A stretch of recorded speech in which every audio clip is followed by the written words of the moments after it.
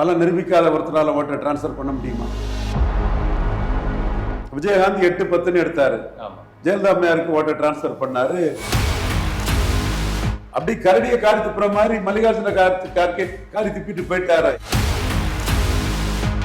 இந்தியாக்கு எப்படி பின்னடைவா இருக்கும்? அதிமுக பின்னடைவுன்னு சொல்லுங்க சார். மார்க்கெட் விழுந்துட்டு உனக்கு துவைக்கிறதுக்கு காரணம் சசிகலாவை கொடுத்த அதே டைப் ட்ரீட்மெண்ட் தான்.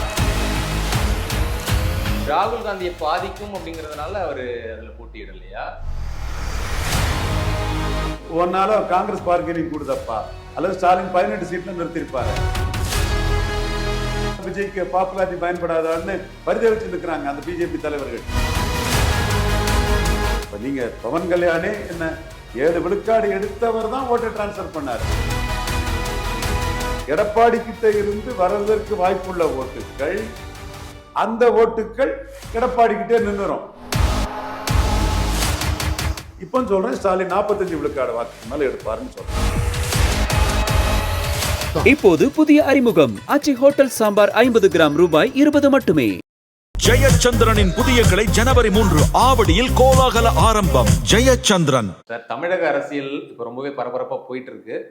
குறிப்பா விஜய் அவர்கள் தேசிய ஜனநாயக கூட்டணிக்குள்ள வர்றது போல ஒரு பேச்சு போயிட்டு இருக்கு. அது வதந்தியா யூகமா அப்படின்றது தெரியல.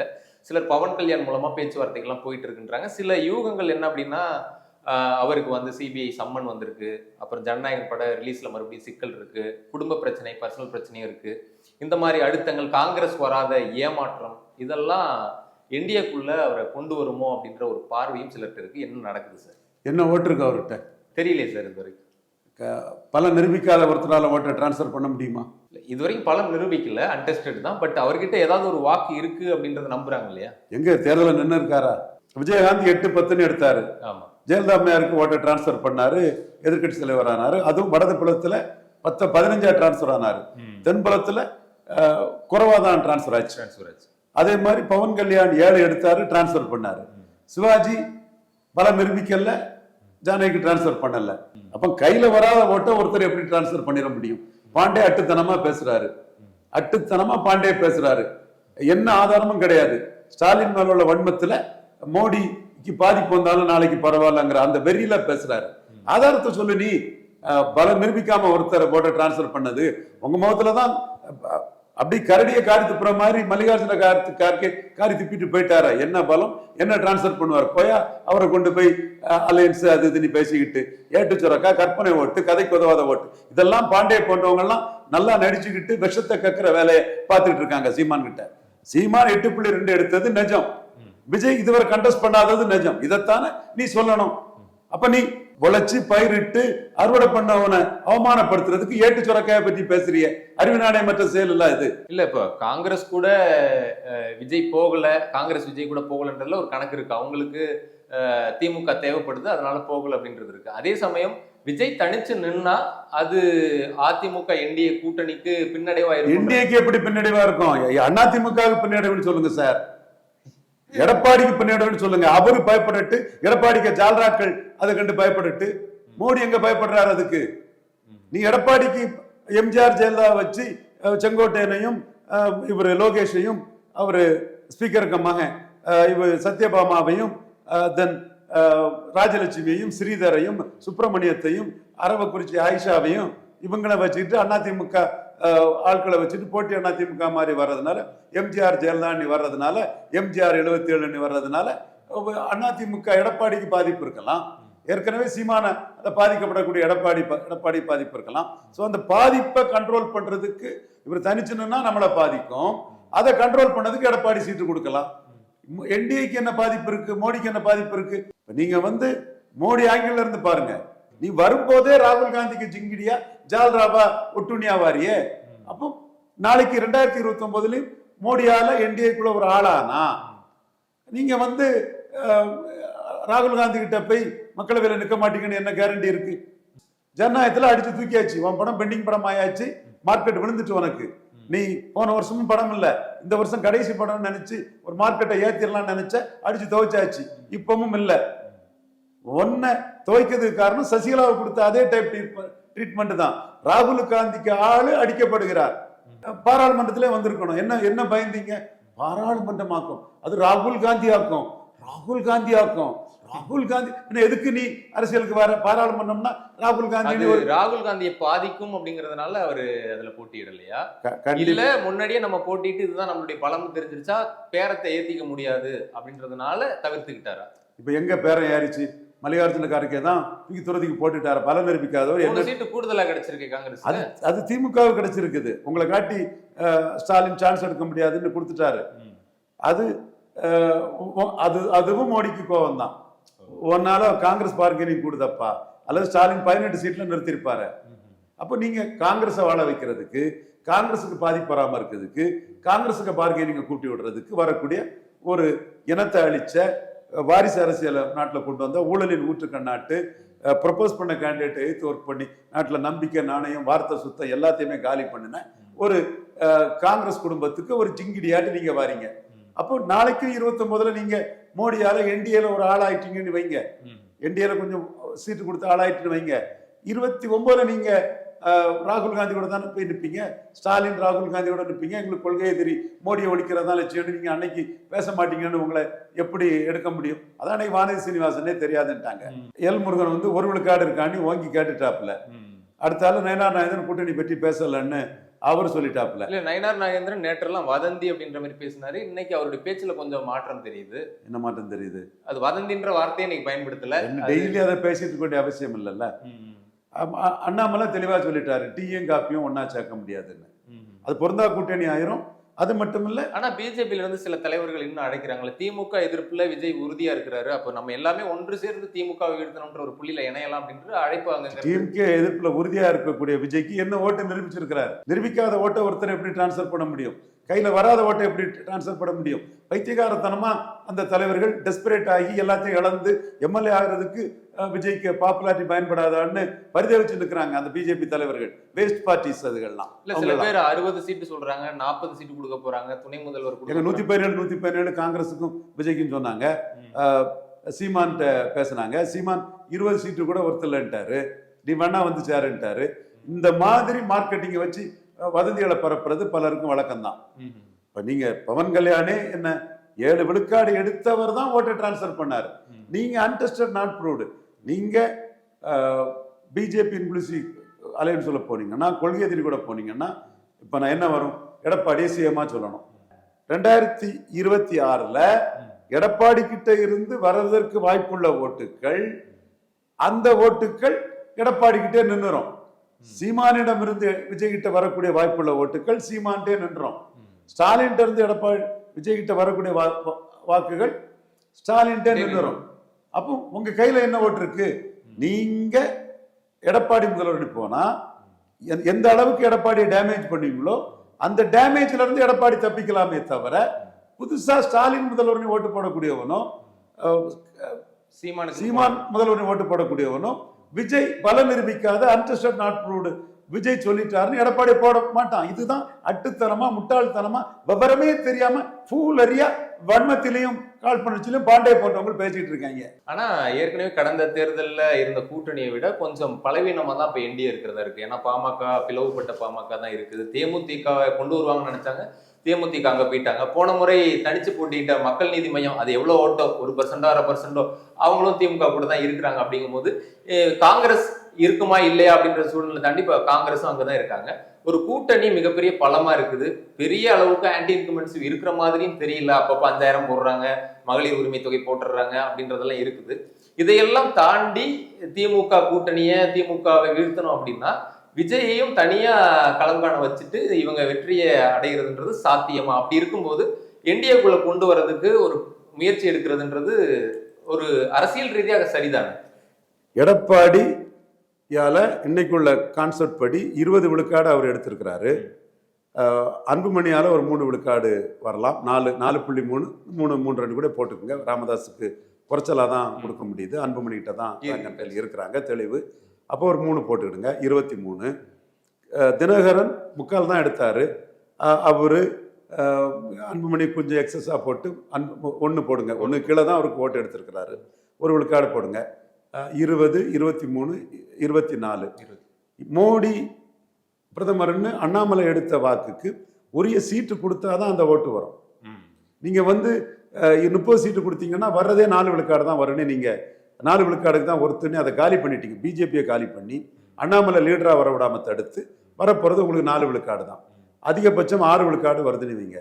30 விழுக்காடு தான் உங்களுக்கு இந்த அணியால உங்களுக்கு வர முடியும். இதுக்கு மேல வர முடியாது. ஸ்டாலின் சட்டமன்ற மக்களவை தேர்தல் சட்டமன்ற தேர்தல் மாதிரி தான் நடந்தது. 47.3 விழுக்காடு எடுத்தது அவர் தலைமைக்கு விழுந்த வாக்காக தான் நான் பார்க்குறேன். இப்போ ஸ்டாலின் கூட வந்து தேமுதிக கூட சேர்ந்துருக்குறாங்க. தேமுதிக கூட சேரும்போது அவங்க மக்களவை தேர்தலில் 2.7 விழுக்காடு வாக்கெடுத்தாங்க. கிருஷ்ணசாமி அவருக்கும் கொஞ்சம் ஓட்டு இருக்கு. கிருஷ்ணசாமி முடிவெடுக்கல, அவரும் என்ன முடிவெடுக்காருன்னு பொறுத்திருந்து பார்க்கணும். அப்போ ஏடிஎம்கே அணி திமுக அணி கம்பேரிசன்ல திமுக அணி 50 விழுக்காடு வாக்க நெருங்குறாங்க. அந்த பெண்களுக்கான உரிமை தொகை, அந்த மாதிரி நலத்திட்டங்கள், அது நெகட்டிவ் ஓட்ஸை நியூட்ரலைஸ் பண்ணுது. தென் இந்தி போராட்டம், விலைவாசி உயர்வு, அந்த மாதிரி எதுவுமே இல்லை. ஸோ ஜெயலலிதாவுக்கு வந்து 2014 இருந்து 2016 4 விழுக்காடு வாக்கு குறைஞ்சது. அது காங்கிரஸும் ஸ்டாலினும் திமுகவும் ஸ்டாலின் எல்லாம் அன்னைக்கு கலைஞர் தான் சேர்ந்ததுல உள்ள ஒரு ரிப்பிள் எஃபெக்ட். இதுல எல்லாமே சேர்ந்து ஜெயலலிதாவுக்கு ஒரு 4 விழுக்காடு வாக்கு குறைஞ்சது. குறிப்பா மோடியா லேடியான்னு கேட்டு ஜெயலலிதா எடுத்த கிறிஸ்தவ முஸ்லீம் வாக்குகள், பொள்ளாச்சி, கரூர் போன்ற பகுதிகளில் ஜெயலலிதா எடுத்த வாக்குகள் வந்து திமுகவும் காங்கிரஸும் சேர்ந்ததுனால ஒரு 4 விழுக்காடு வாக்கு குறைஞ்சது. அந்த மாதிரி இப்ப ஸ்டாலினுக்கு ஓட்டு குறையதுக்கு என்ன முகாந்திரம் இருக்கு, என்ன இருக்குது? எதுவுமே இல்லையே. நான் மக்களவை தேர்தலில் ஸ்டாலின் 48 விழுக்காடு வருவாருன்னு சொன்னேன். இப்போ சொல்றேன் ஸ்டாலின் 45 விழுக்காடு வாக்குக்கு மேல எடுப்பாருன்னு சொல்றேன். ஆனா அப்ப இருந்த வாக்காளர் எண்ணிக்கை இப்ப எஸ்ஐஆர் நடந்திருக்கு. நிறைய தொகுதிகள்ல, திமுக தொகுதிகள்ல பெரிய வித்தியாசம் இருக்கு. 1 லட்சம் வாக்குகள்லாம் எஸ்ஐஆர்ல ஒர்க் பண்ணது திமுக மட்டும்தான். அதனால அது எஸ்ஐஆர் திமுகவுக்கு லாபங்கிறதான். ஒரு மூத்த அமைச்சர், வட தமிழகத்தை சேர்ந்தவர், அவர் ஸ்டாலினுக்கு நம்பிக்கைக்குரியவராக இருக்கக்கூடியவர், அவர்கிட்ட நான் பேசிட்டு இருக்கும்போது அவர் என்கிட்ட சொன்னது எஸ்ஐஆர்ல நமக்கு எங்களுக்கு லாபம் தான் வக்கீல்ங்கிற கருத்தை சொன்னார். அதுல பாஜக அதிமுக கூட்டணிக்கு ஒன்றும் பெரிய வெஸ்ட் பெங்கால்ல பண்ண மாதிரி இவங்க யாரும் ஒர்க் பண்ணலையே எஸ்ஐஆர்ல. மற்றவங்க திமுக தவிர எஸ்ஐஆர்ல யாரும் ஒர்க் பண்ணலையே. சபா ராஜேந்திரன் நெய்வேலி எம்எல்ஏ இருக்கிறாரு, அவரும் என்கிட்ட சொன்ன கருத்து தான். திமுக மட்டும்தான் எஸ்ஐஆர்ல ஒர்க் பண்ணுது வக்கீல் சார், மற்றவங்க யாரும் ஒர்க் பண்ணலைங்கிற கருத்தை தான் அவர் சொல்றாரு. ஸோ எஸ்ஐஆர் விஷயம் வந்து திமுகவுக்கு நஷ்டம்னு நான் நினைக்கல. இப்படி ஒருவேளை 234 தொகுதியும் விஜய் நிற்கும் போது ஒரு பிளஸ் இருக்கு. நீங்க சொல்ற மாதிரி அன்டெஸ்டடா இருக்கிறவர் என்ன பர்சன்டேஜ்ன்றத ஒன்று காட்ட முடியும்ன்ற ஒரு பிளஸ் இருக்கு. என்ன காட்ட முடியும் ஆக்சுவலா இந்த தேர்தலை பொறுத்த வரைக்கும் விஜய் நல்லா எவ்வளவு, நீங்க எவ்வளவு நினைக்கிறீங்க? இதுல வந்து போலரைசேஷன் வரும் நான் சொல்றேன். களத்துக்குள்ள விஜய் என்ன, ரஜினிக்கு என்ன சொல்றாரு, என்ன சொன்னேன், எப்போ வாரார், எப்படி வாரார், என்ன சொல்லி வாரார், யாருக்காக வாரார், இதெல்லாம் தெரிஞ்சாதான் ஓட்ட சொல்ல முடியும்னு சொன்னேன். ரஜினி என்டிஆர் மாதிரி வரணும்னு நான் ப்ரிடிக்ட் பண்ணேன். ஆனா என்ன ஓட்டு வருங்கிறது எடுக்கிற இஷ்யூவை பொறுத்து சொன்னேன். நீ லேபர் ஃப்ரெண்ட்லியா, லிபரலேஷன் குளோபலைசேஷனா, பொருளாதார அடிப்படையில் இடஒதுக்கீடா, ஜாதி அடிப்படையில் இடஒதுக்கீடா, இப்படி ஒவ்வொரு விஷயத்திலையும் நிலைப்பாடு என்னன்னு தெரிஞ்சாதான் வாக்கு என்னன்னு சொல்ல முடியும். இப்ப விஜய் அருந்ததிர பிரியாரிட்டி ரெசர்வேஷன் ஆதரிக்கிறாரா, பரையர் தேவேந்திர குல வேளாளருக்கு 5 விழுக்காடு உயர்த்தி கொடுக்கணும்னு சீமான் சொல்றத ஆதரிக்கிறாரா? நீ சீமான் பக்கமா, ஸ்டாலின் எடப்பாடி பக்கமா? இலவசங்கள் எதிர்ப்புங்கிறதுல உங்க நிலைப்பாட்டை சொல்லிட்டீங்க. நீங்க வந்து ஸ்டாலின் எடப்பாடி பக்கம் நின்று அவங்களோட ஒரு தொடர்ச்சியாட்டு இலவசங்கள்னு 2500ன்னு ஏலம் போட்டுட்டீங்க. சீமான் இலவசங்கள் நாட்டுக்கு கேடு, வளர்ச்சிக்கு கேடுன்னு ஒரு நிலைப்பாடை எடுத்துட்டாரு. அதே மாதிரி அருந்ததியர்களும் ஏமாளிகள் அல்ல, அருந்ததியர்கள் சகோதரர்கள் மிகவும் விழிப்புணர்வோட வந்துட்டாங்க. அதிகமாக இன்னைக்கு ஒரு போஸ்டிங் நியூஸ் பேங்க் இதில் போட்டிருக்கிறாரு. உண்மை, அந்த சமூக சகோதரர்கள் இவ்வளவு தொகுதியில் டிசைடிங் ஃபேக்டர்னு அந்த சகோதரர்கள் கிளைம் பண்ணுறாங்க. நல்ல விழிப்புணர்ச்சி ஆயிட்டாங்க. 4 ராஜ்யசபா அவங்களுக்கு கிடைச்சிருக்கு. ஒரு மத்திய அமைச்சர் இருக்கிறாரு. எடப்பாடியே கொங்கு மண்டலத்தில் அருந்ததியர்களோட விழிப்புணர்வை மீறி நம்ம ஜெயிக்க முடியாதுன்னு ஜெயலலிதாவுக்கு முடிவை தூர தூக்கி போட்டுக்கிட்டு அருந்ததியர் பிரியாரிட்டி ரெசர்வேஷன் கரெக்ட்னு சொல்லிட்டாரு. நான் தான் அட்வொகேட் வச்சு வாதாடினேன், ஸ்டாலின் மட்டும் என்ன உரிமை கொண்டாடுது, எனக்கும் அதுல உரிமை இருக்குன்னு அவர் அருந்ததியர் மக்களோட விழிப்புணர்வை அவர் ஏற்றுக்கிட்டு சீட் கன்வெர்ட் ஆகணும்னா கொங்கு வேளாளர் பிளஸ் அருந்ததியர் தான் சீட் கன்வெர்ட் ஆகும்னு தெளிவாக இருக்கிறாரு. அருந்ததியர் மக்கள் விழிப்புணர்வு உள்ளவங்க, விவரமானவங்க. அதனாலதான் விஜயை பார்க்க வந்த அருந்ததியர் சகோதரர்கள் ஸ்டாலினுக்கு எதிராக விஜய் பேசும்போது நம்மளை வாழ்வழிச்ச நம்ம தெய்வமா வணங்கக்கூடிய கலைஞர் கருணாநிதிக்கு மகன் அவரை போய் இந்த ஆளு திட்டுறாருன்னு சொல்லும்போது கண்டுக்கவே இல்லை. இவர் உசிப்பி விட்டு அவன் கண்டுக்கல. ஆனா சீமான திட்ட ஆரம்பிக்கும் போது ஆர்ப்பரிச்சு கை தட்டுனாங்க. காரணம், சீமான் அருந்ததியர் பிரியாரிட்டி ரெசர்வேஷனை எதுக்குறாரு. பறையர் தேவேந்திர குல வேளாளருக்கு 5 விழுக்காடு உயர்த்தி கொடுக்கணும்னு சொல்றாரு. பறையர் தேவேந்திர குல வேளாளருக்கு 5 விழுக்காடு உயர்த்தி கொடுக்கணும்னு சொல்லக்கூடிய சீமான் நிலைப்பாட்டில் ஐயா விஜய் இருக்கிறாரா, அல்லது அருந்ததியர் பிரியாரிட்டி ரெசர்வேஷன் சரின்னு சொல்லக்கூடிய கொடுத்த திமுக ஸ்டாலின், அதை வரவேற்கிற எடப்பாடி, சப் கேட்டகரைசேஷனை ஆதரிக்கிற எங்க மோடி இந்த நிலைப்பாட்டில் இருக்கிறாரா? எந்த நிலைப்பாட்டில் அவர் இருக்காருங்கிறத சொன்னாதான் இந்த மக்கள் விஜய்க்கு வாக்களிக்கிறத பற்றி யோசிப்பான். சினிமாவை பார்த்துக்கிட்டு ஏமாளியா என் பறையர் சகோதரனும், சினிமாவை பார்த்துக்கிட்டு ஏமாளியா என் தேவேந்திர குல வேளாளர் சகோதரனும், சினிமாவை பார்த்துக்கிட்டு ஏமாளியா என் அருந்ததியர் சகோதரனும் ஓட்டு போட்டுருவான்னு ஆதவர்ஜனா ரெட்டி காரும், ஜான ஆரோக்கியசாமி நாயுடு காரும், ஜோசப் விஜய் பிள்ளையும், கத்தோலிக்க பிள்ளை ஜோசப் விஜய் நினைச்சாங்கன்னா இந்த மக்கள் நாங்க ஒண்ணு ஏமாளி இல்லை, சினிமாவை பார்த்துக்கிட்டு எங்க ஓட்டை உங்ககிட்ட போட்டு ஏமாறதுக்கு ஒண்ணும் நாங்க இழிச்சவாயர் கூட ஏமாளியா கிடையாதுன்னு என் அட்டவணை பிரிவு சகோதரர்கள் தெளிவா விஜய்க்கு முகத்துல கரிய பூசுவாங்க. அப்போ விஜய் இதுல என்ன நிலைப்பாடு எடுக்கிறாருன்னு பார்த்துக்கிட்டு தான் எந்த ஓட்டு வரும்னு அவருக்கு சொல்ல முடியும். கிருஷ்ணசாமி எந்த பக்கம் போவாருன்னு நினைக்கிறீங்க? ஏடிஎம்கே கூடவா இல்ல டிஎம்கேவே போறதுக்கான வாய்ப்பு இருக்கா? கிருஷ்ணசாமி அவர் 20 விழுக்காடு வாக்கெடுத்திருக்கிறாரு. தென்காசியில் நல்ல வாக்கு தான். அதில் தேமுதிகவின் பங்களிப்பும் சிறப்பாக இருக்குது. அதிமுகவில் போய் அவர் எம்எல்ஏ ஆக முடியாது. திமுகவில் போனால் எம்எல்ஏ ஆகலாம். அதே போல திடீர்னு சசிகலா அவர்கள் தைலாபுரம் போய் மருத்துவர் ராமதாஸை சந்திச்சிருக்காங்க. அவங்களும் ஒரு கட்சி கொடியெல்லாம் அறிமுகம் பண்ணாங்க. கூட்டணி எதுவும் சசிகலா ராமதாஸ் அந்த மாதிரி எதுவும் இருக்கா? அப்படி பண்ணனா அது என்ன மாதிரியான தாக்கத்தை ஏற்படுத்தி, என்ன நோக்கம் சசிகலாவுக்கு இந்த நேரத்தில்? சசிகலாவின் துரோகி எடப்பாடி பழனிசாமி, டாக்டர் ஐயாவுக்கு துரோகி அன்புமணி. அவங்க இப்படித்தான் சொல்லுவாங்க. நீங்க தப்பு பண்ணிட்டீங்கிறதான் என்னோட கணிப்பு. டாக்டர் ஐயா எனக்கு ப்ராமிஸ் பண்ண ராஜ்யசபாவை மகனுக்கு கொடுத்தாரு. ஓகே, அதனால கட்சி நின்னுது. அவர் அன்புமணி 2016 5.5 விழுக்காடு இது பண்ணாரு. ஜான ஆரோக்கியசாமி தான் அந்த பாமகவுக்கு பழைய ஓட்டை அன்புமணி தலைமையில கொண்டு வந்துட்டாப்புல.